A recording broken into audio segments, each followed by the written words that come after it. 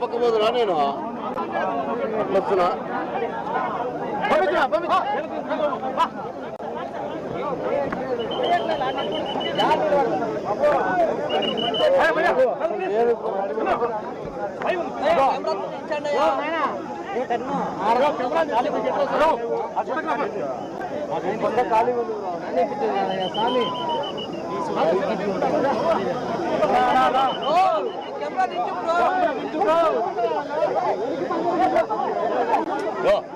నువ్వెందుకు ఎక్కలేడు